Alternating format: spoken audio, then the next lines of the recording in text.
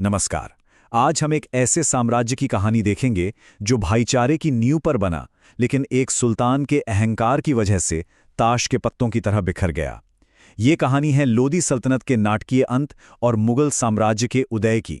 तो चलिए, इस कहानी को समझने के लिए सबसे पहले उस बुनियादी टकराव को देखते हैं जिसने लोदी वंश की किस्मत लिखी। फिर हम उनके उदय, उनकी बुलंदी और उनके पतन को समझेंगे, और आखिर में उस एक लड़ाई की बात करेंगे जिसने हिंदुस्तान का नक्शा ही बदल दिया। देखिए, लोदियों की कहानी सिर्फ जंग और जीत की नहीं है। ये कहानी है दो अलग अलग सोच की लड़ाई की। सवाल ये था कि एक राजा को कैसा होना चाहिए। क्या वो अपने सरदारों के बराबर का पहला साथी हो, या फिर वो सबसे ऊपर एक ऐसा शासक हो जिसके आगे कोई कुछ न बोल सके। यहाँ पर आप दो बिल्कुल अलग दुनिया देख सकते हैं। एक तरफ है अफगानों का कबीलाई तरीका, जहां सुल्तान खुद को बराबर वालों में पहला मानता है, मतलब सब साथ मिलकर चलेंगे। दूसरी तरफ है तुर्की फारसी सोच, जहां सुल्तान खुद को जमीन पर खुदा का साया मानता है और उसका कहा ही कानून है। यही वो टकराव था जिसे लोदी सल्तनत की कहानी तय करनी थी। तो कहानी शुरू होती है इसके संस्थापक बहलोल लोदी से। चलिए देखते हैं कि कैसे उन्होंने इसी भाईचारे वाले विचार को अपनी सबसे बड़ी ताकत बनाया और दिल्ली में पहले अफगान साम्राज्य की नींव रखी। बहलोल लोदी एक बहुत ही समझदार शासक थे। उन्होंने दूसरे अफगान सरदारों को अपनी प्रजा नहीं, बल्कि अपना भागीदार, अपना पार्टनर समझा। वो उनके साथ दरी पर बैठते थे, और इसी साझेदारी के दम पर उन्होंने न सिर्फ अपने साम्राज्य को फैलाया, बल्कि जौनपुर जैसी ताकतवर सल्तनत को भी हराया, जिससे उनकी ताकत और इज्जत दोनों बढ़ गई। और ये किस्सा तो कमाल का है, जो उनकी सोच को दिखाता है। कहते हैं कि एक बार जब कुछ अमीर उनसे नाराज हो गए, तो उन्होंने अपनी पगड़ी उतारकर उनके कदमों में रख दी और कहा, अगर मैं इस पद के लायक नहीं हूं तो आप किसी और को चुन लें, मैं उसका हुक्म मानूंगा। सोचिए, सत्ता से ज्यादा उन्हें अपने लोगों का भरोसा प्यारा था। तो मतलब साफ है, बहलोल का ये मिलजुल कर काम करने का तरीका जबरदस्त कामयाब रहा। जौनपुर की जीत ने सल्तनत को मजबूत किया, और उनके बहलोली सिक्के एक स्थिर अर्थव्यवस्था का सबूत थे जो अकबर के दौर तक चलते रहे।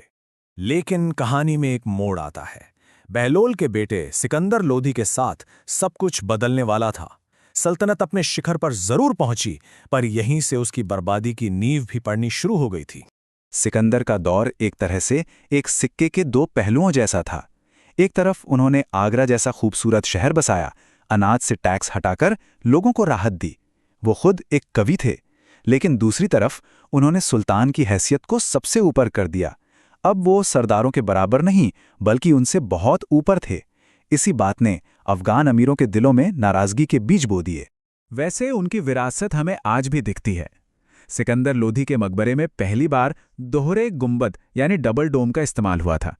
ये एक ऐसी तकनीक थी जिसे आगे चलकर मुगलों ने और भी शानदार तरीके से इस्तेमाल किया, जैसे कि ताजमहल में। और अब आते हैं कहानी के आखिरी सुल्तान इब्राहिम लोदी पर। उसे अपने पिता से तानाशाही तो विरासत में मिली, लेकिन उनकी राजनीतिक समझदारी जरा भी नहीं मिली। इब्राहिम का घमंड ही उसका सबसे बड़ा दुश्मन साबित हुआ। उसने किसी भी विरोधी आवाज को बेरहमी से कुचल दिया। उसने बड़े बड़े और पुराने सरदारों को सबके सामने बेइज्जत किया।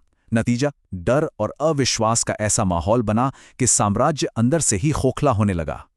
और जब घर में ऐसी फूट पड़ी हो, तो इसका असर बाहर भी दिखना ही था। इब्राहिम लोदी को मेवाड़ के राणा सांगा के हाथों एक के बाद एक शर्मनाक हार झेलनी पड़ी, जिससे सल्तनत की बची खुची इज्जत भी मिट्टी में मिल गई। और यहीं पर सल्तनत के ताबूत में आखिरी कील ठोक दी गई।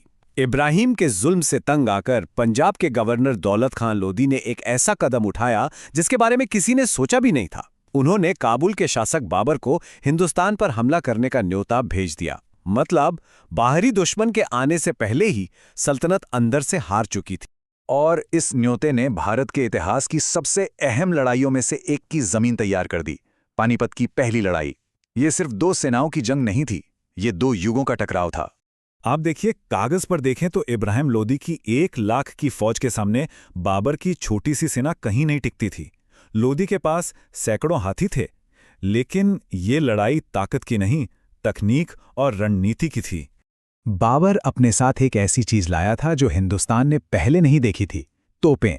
उसने गाड़ियों की आड़ में अपनी तोपों को लगाया और तुलुगमा नाम की रणनीति अपनाई, जिससे उसकी घुड़सवार सेना ने लोदी की विशाल सेना को दोनों तरफ से घेर लिया।